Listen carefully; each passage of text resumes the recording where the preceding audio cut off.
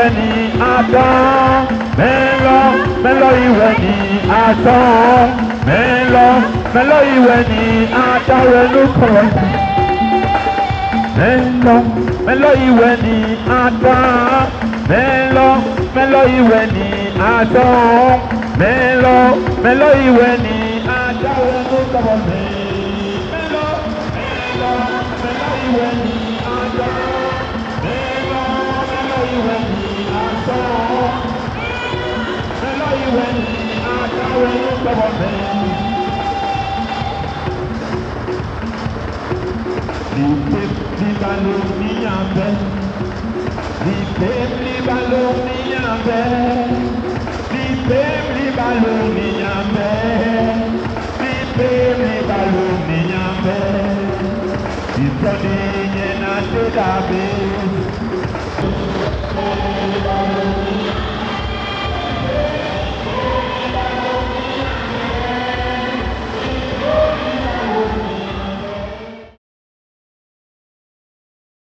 Bien-aimés dans le Seigneur, que la paix soit avec vous.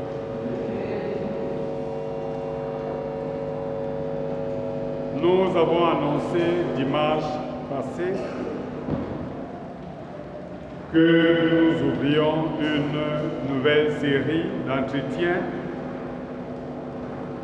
sur la famille. Et nous l'avons intitulé Appel à la reconstruction de la famille. La semaine dernière, nous avons vu le rôle des mères. Cette semaine, ce dimanche, nous allons aborder le rôle des pères. Nous disons donc appel à la reconstruction de la famille, le rôle des pères.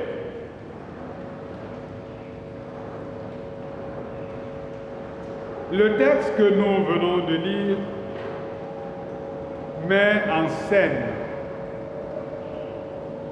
un homme appelé Noé et ses 3 fils. Noé vient de sortir de l'arche après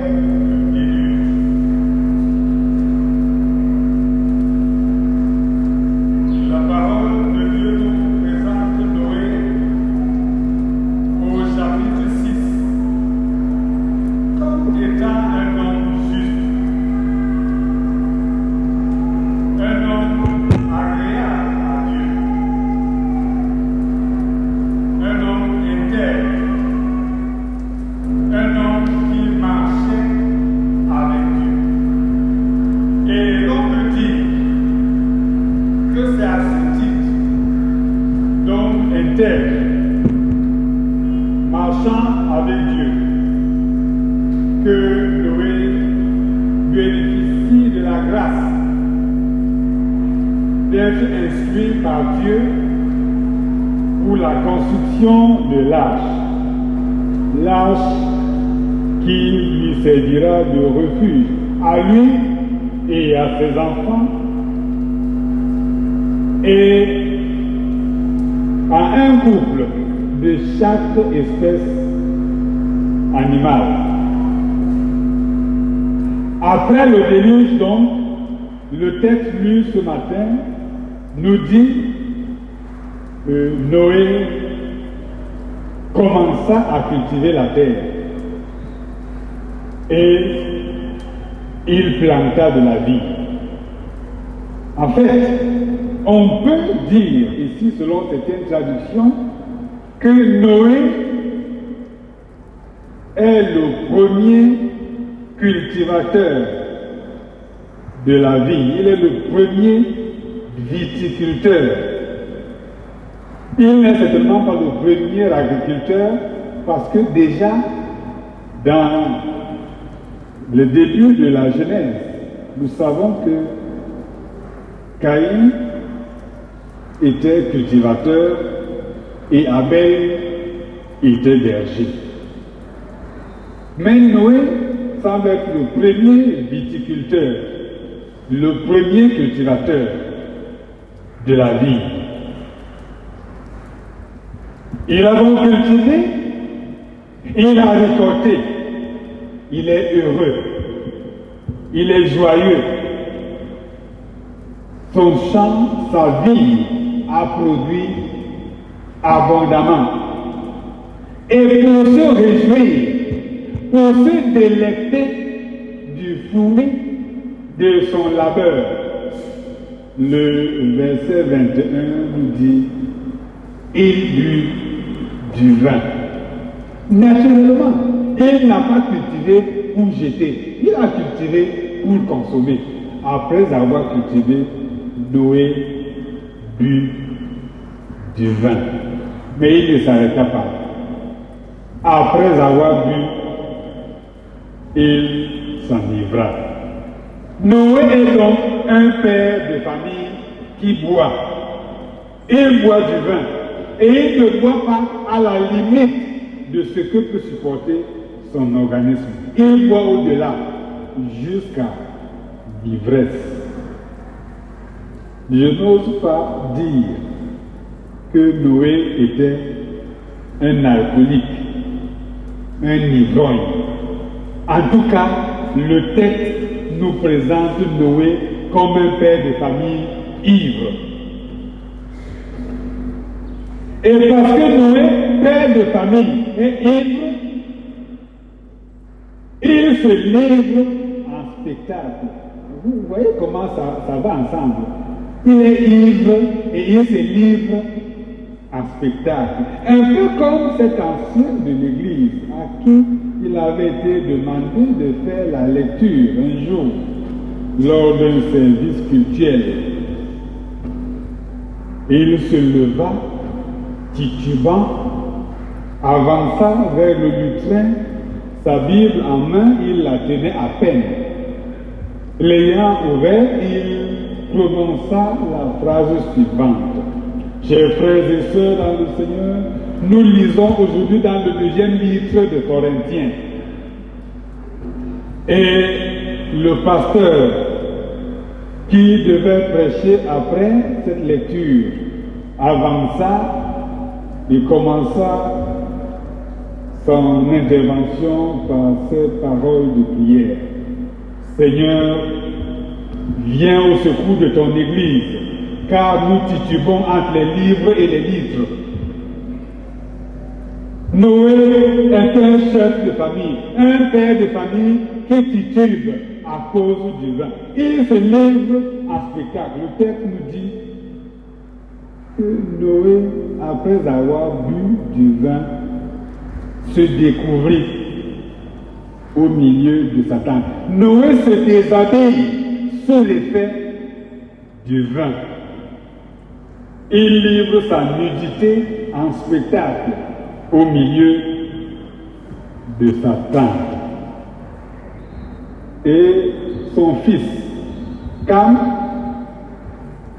qui passe par là, voit la nudité de son père. Il fait un peu comme certains jeunes gens qui se moquent des faiblesses, des limites de leurs parents. Cam s'en va rapporter à ses frères dehors ce qui se passe dedans. Les secrets de la maison sont dehors. Il a vu dedans ce qui se passe. Il a appris, il est allé raconter dehors. Sem et Japheth, les deux frères aînés de Cam, viennent couvrir la nudité de leur père, qui, s'étant réveillé plus tard, montre encore l'attitude d'un père de famille questionnable. Non seulement il boit au-delà de la mesure, il agit sous l'effet de l'alcool. Maintenant qu'il semble être réveillé de son alcoolisme, voici ce qu'il fait. Verset 24. Lorsque Noé se réveilla de son vin, il apprit ce que lui avait fait son fils cadet. Et il dit, maudit soit Canaan, qu'il soit l'esclave des esclaves de ses frères. Noé se réveille de son vin. Le texte ne nous montre pas un seul regret. Noé n'a pas un seul remords de s'être livré en spectacle. Noé n'a pas le moindre remords, le moindre regret de son état de comportement, de sa légèreté, lui, en tant que père. Noé ne regrette pas d'avoir montré un mauvais exemple à ses enfants. Non. Selon lui, son attitude est tout à fait normale. Il est chez lui. Il est libre de faire ce qu'il veut. Personne ne doit rien lui reprocher de son comportement. Il a le droit de faire ce qu'il veut chez lui. Noé se réveille de son vin. Au lieu de s'en prendre à lui-même, il s'en prend à son fils. Non, pas à son fils. Nous allons y revenir. Noé est donc l'exemple de ces pères de famille qui étalent leurs bêtises aux yeux de tout le monde, mais à qui personne n'a le droit de rien dire. Ils sont chefs, un peu comme on dit bien chez nous. Ils coupent et ils s'asseyent. Personne n'a le droit de leur dire quoi que ce soit. Noé est ici l'image de ces chefs de famille, de ces pères de famille qui sont parfois surpris par leur crise d'adolescence. Il y a des pères de famille qui se comportent parfois comme des adolescents. Ils n'ont pas eu le temps de faire leur crise d'adolescence pendant qu'ils étaient adolescents. Ils se découvrent une nouvelle adolescence dans leur vieillesse. On entend dire, il y a des chefs de famille qui fuguent. Parce que papa est fâché à la maison, il sort, il passe 3 jours dehors avant de revenir. C'est de l'enfantillage, tout simplement. Et si demain le fils, si demain le garçon fugue, si demain le garçon débouche, on va dire qu'il a appris à l'école. Non, ce n'est pas le professeur qui le lui a appris au lycée, c'est papa qui lui a montré ce mauvais exemple à la maison. Noé, au lieu de s'en prendre à lui-même, s'en prend au fils de son fils. Il s'en prend à son petit-fils.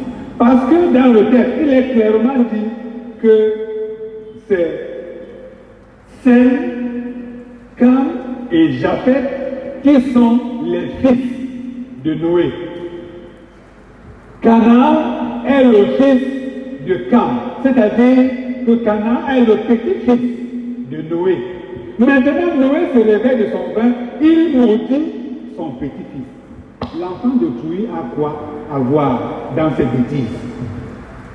Si grand-père est aussi léger, si grand-père n'a pas su se respecter, l'enfant a quoi à y voir?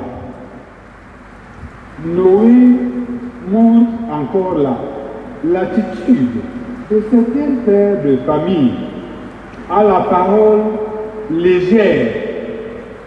Certains pères de famille à la colère insensée, qui sont prêts à dire du mal, à maudire simplement parce qu'ils sont fâchés. Ici, Noé montre qu'il agit, ou plutôt qu'il réagit dans la précipitation. Il n'a pas pris le temps d'évaluer la situation, d'identifier le potentiel coupable avant de le punir. D'ailleurs, certains commentateurs disent que Noé ne s'était pas encore totalement réveillé de son ivresse. Il était encore un peu sous l'effet de l'alcool.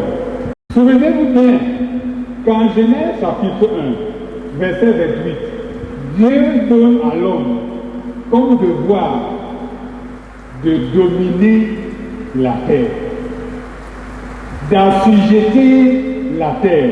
Mais nous avons ici un Noé qui est plutôt assujetti par le produit de la terre. L'homme a le devoir d'assujettir la terre. Mais ici, nous avons un homme qui est assujetti par le produit de la terre. Il n'est même pas assujetti par la terre elle-même. Il est assujetti par le produit de la terre. Bien-aimés dans le Seigneur, Noé montre ici sa précipitation en tant que chef de famille. Il n'a pas su prendre le temps de récupérer l'information. Il n'a pas su prendre le temps d'identifier le coupable. Et en prononçant ces paroles de malédiction, Noé divise sa propre famille. Il bénit certains et maudit d'autres, comme si certains étaient ses enfants et d'autres pas. Noé est donc ici un père de famille irresponsable, de par sa réaction épidermique, de par sa colère. Il n'a pas compris la parole de Dieu qui dit que la colère de l'homme n'accomplit pas la justice de Dieu. Il agit dans sa colère aveugle, malheureusement. Et ceci me rappelle l'histoire d'un homme, un grand homme de cette église, je peux l'appeler ainsi, que le révérend docteur Paul Valentin Nkeng, à l'époque, modérateur de la paroisse Babimbi à Ibon. Lors d'une session du conseil paroissial, que le révérend docteur Nkeng fut agacé par les bruits et cris d'un mouton qui était attaché non loin de la salle de session, lequel mouton venait de mettre bas. Le pasteur ne remarqua pas que le mouton était attaché. Il constata simplement que le mouton rôdait et n'allait pas loin. Il décida donc de le chasser et ramassa un caillou. Le caillou ramassé, il jeta pour chasser le mouton. Malheureusement, le caillou atterrit sur l'agneau qui venait de naître.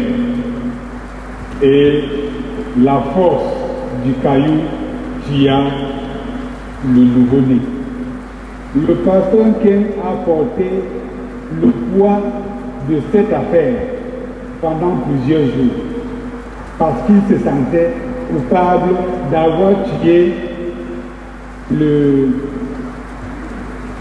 l'agneau qui n'avait rien à voir avec le problème que lui, il voulait résoudre. Parce qu'il a agi dans la précipitation. S'il avait bien regardé que le mouton était attaché, peut-être qu'il aurait demandé qu'on le détache et qu'on l'éloigne de là. La précipitation, parfois, peut nous faire des choses regrettables plus tard. Je reviens maintenant à Canaan qui est maudit.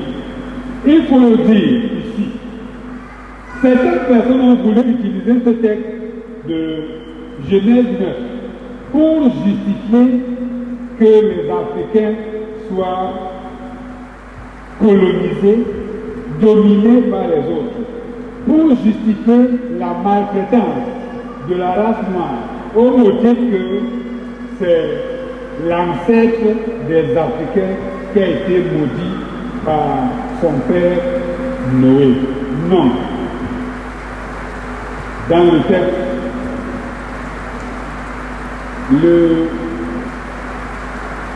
la parole de Dieu nous renseigne bien. L'auteur de la faute, c'est Cam, qui est l'ancêtre des Africains.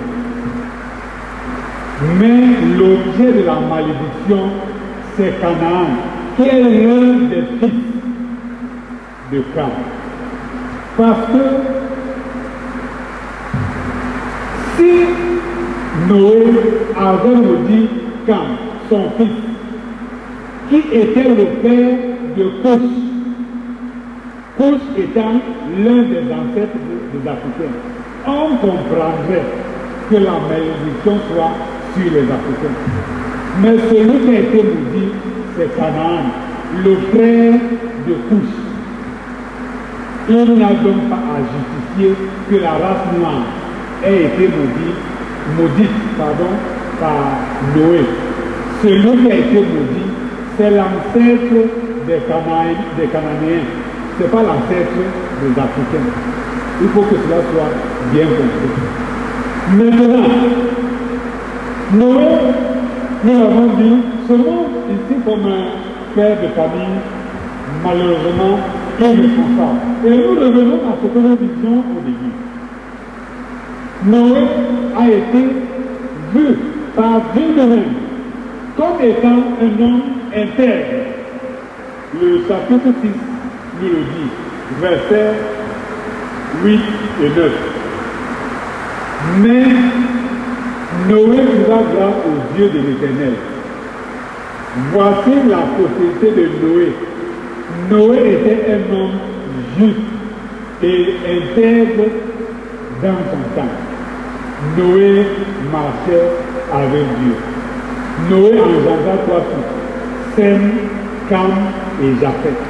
Noé est déclaré intègre.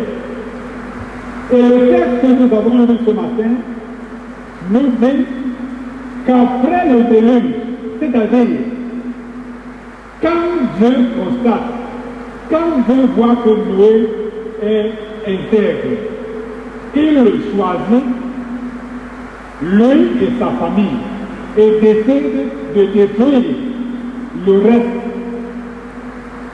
Après le déluge, Noé a vécu 350 ans. Et l'histoire que nous disons ce matin se situe après le déluge. C'est donc après le déluge que Noé se livre en spectacle en tant que père de famille irresponsable. Quelqu'un peut avoir bien commencé sa marche avec Dieu.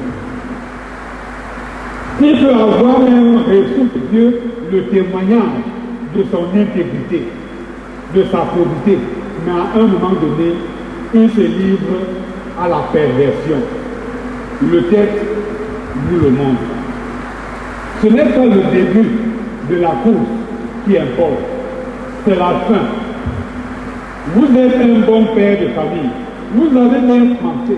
Le jour où vous êtes allé doter votre femme, tout le monde vous applaudissait, tout le monde vous respectait.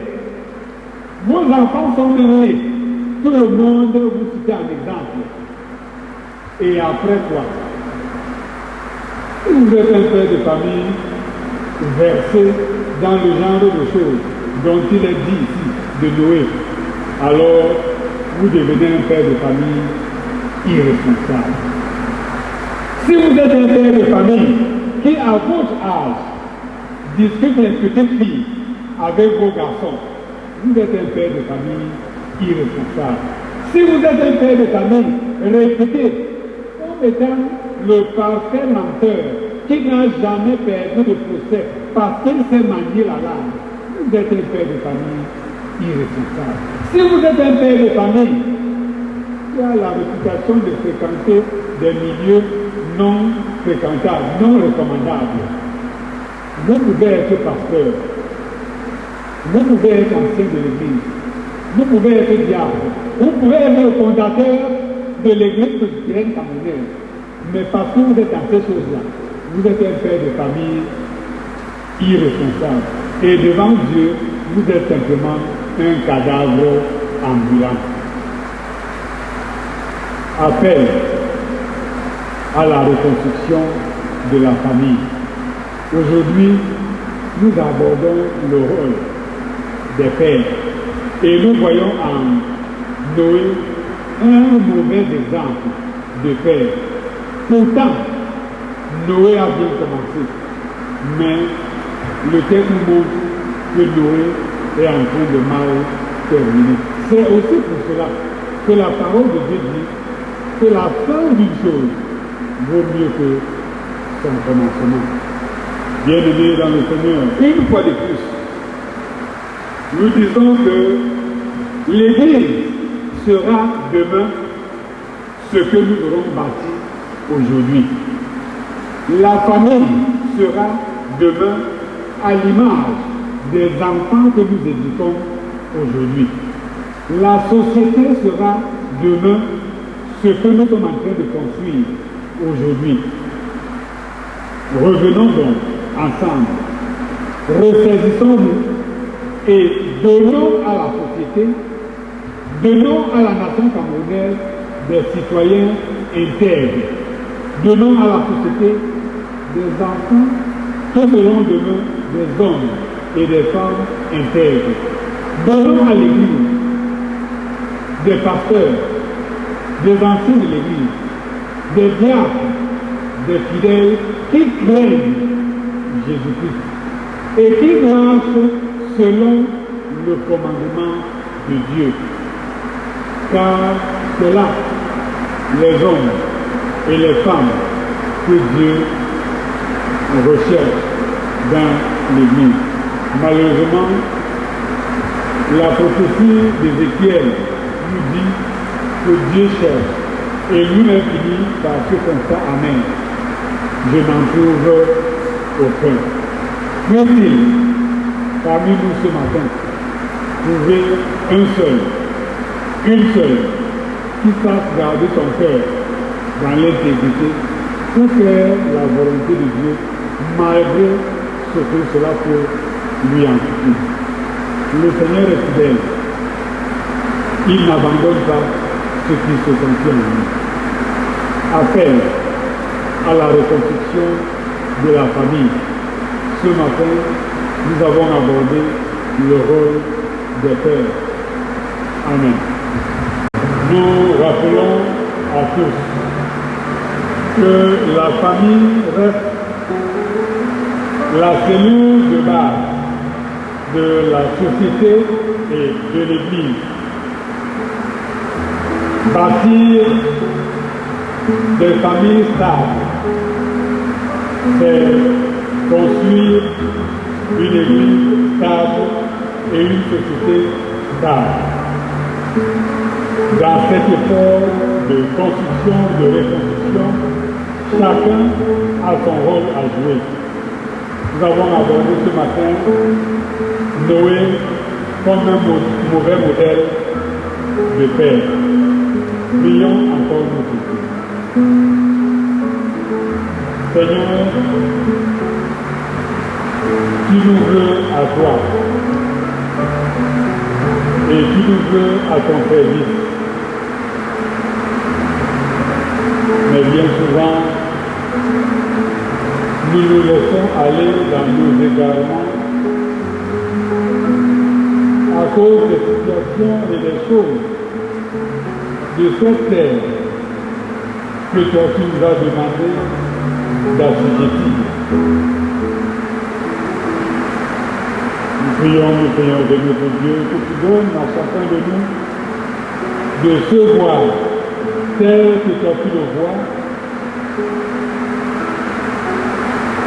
et de travailler avec toi pour être ce que tu veux qu'il soit et d'apporter sa contribution pour construire ensemble la famille, l'Église et la société qui doit suivre. Bénis-nous, Seigneur, maintenant, où nous voulons quitter ces lieux. Bénis-nous pendant toute cette semaine qui commence. Apprends-nous à marcher humblement avec toi. Et donne-nous du succès dans nos entreprises. Quelle est la prière que nous devons demander vers toi, Seigneur, avec foi et à fond de grâce. L'Éternel vous bénisse et vous garde. Que le Dieu de paix lui-même vous accorde sa paix. Que le Dieu éternel vous accorde sa grâce éternelle. Et qu'il ouvre devant vous les chemins de sa grâce et de sa bénédiction. Qu'il vous accorde surtout à vous, pères de famille, d'être des pères selon son cœur à la gloire de Jésus-Christ notre Sauveur et notre Ami. Il est fidèle, il est juste, il le fera pour sa gloire. Allons donc dans cette paix, dans cette confiance.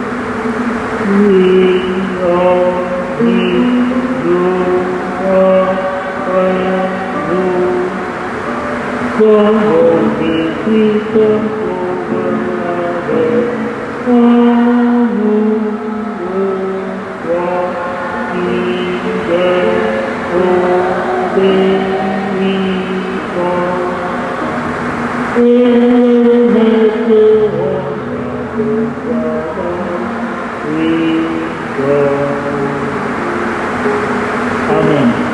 Bon dimanche à tous.